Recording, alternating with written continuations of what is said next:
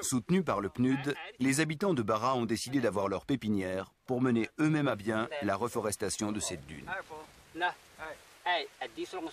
Dans cette pépinière, Taïeb est formateur parce qu'il a appris les techniques de pépinière sous mon encadrement. Donc il est bien formé et lui se charge maintenant au niveau du village de former d'autres pépiniéristes. Avec une pépinière villageoise, on ne peut pas aller au-delà de 10 000 plants une fois par an. Nous trouvons que c'est suffisant parce que si des actions sont très ambitieuses, les paysans ne pourront pas bien les exécuter parce qu'ils ont d'autres préoccupations ailleurs. Kado Mogenara est aussi responsable d'une pépinière centrale qui complète les carences des pépinières locales et sert de centre de formation pour tous les volontaires comme Taïeb qui décident de sauver leur environnement. Une fois cette première étape de protection des wadis engagée, les villageois peuvent se consacrer aux activités agricoles.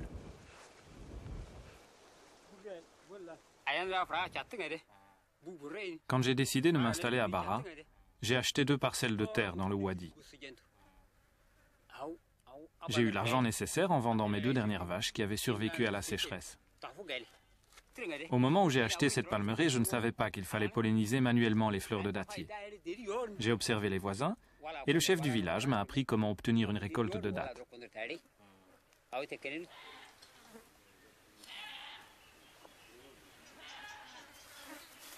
Taïeb, éleveur nomade, n'a pas l'âme d'un agriculteur.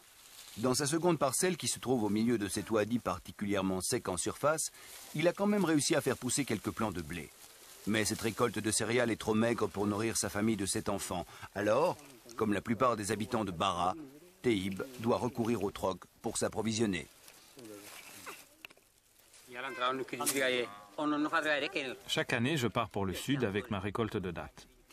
Là-bas, je peux échanger mes dattes contre des céréales produites par les agriculteurs qui vivent au bord du lac Tchad. C'est comme ça que je nourris ma famille. Taïeb est un homme plein d'idées. Afin d'éviter les carences alimentaires provoquées par la saison sèche, il a en effet proposé aux autres villageois d'acheter en commun des gros stocks de céréales. Ils ont emprunté de l'argent et ont pu négocier un bon prix avec les agriculteurs du lac Tchad. Le stock de maïs est revendu tout au long de la saison sèche aux femmes du village. Taïeb assure dynamiquement la comptabilité de cette opération.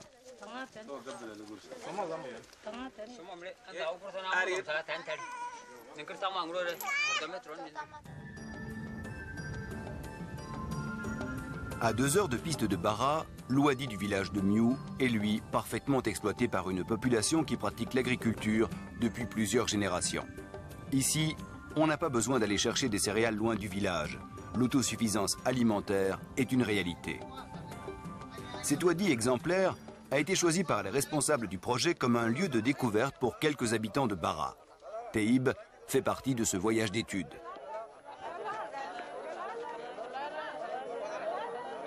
Quelques femmes de Bara ont également été invitées à rencontrer celles de Miou, qui font preuve d'une grande volonté pour alléger les travaux féminins. Issa Senoussi, directeur local du projet, leur explique l'objectif de la visite.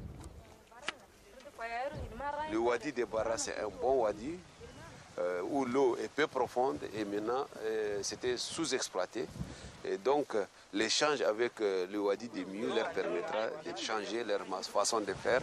C'est vrai, ils étaient des éleveurs, mais maintenant ils n'ont pas le choix. L'éleveur toujours rêve au cheptel, il rêve toujours à la reprise de son nomadisme. Mais si les conditions continuent dans l'étape actuelle, effectivement, ils seront des vrais agriculteurs. Avec ce que je viens d'apprendre, je vais agrandir ma parcelle de blé et je vais aussi me mettre à cultiver de l'ail et de l'oignon. Et je vais réunir les autres habitants de Bara pour leur raconter ce que j'ai vu ici.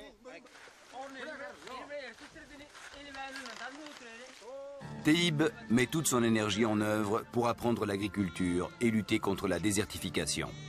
Avec ses voisins, ils ont déjà réussi à stopper l'invasion de la dune sur leur village et il ne manque pas d'idées pour s'assurer un avenir meilleur.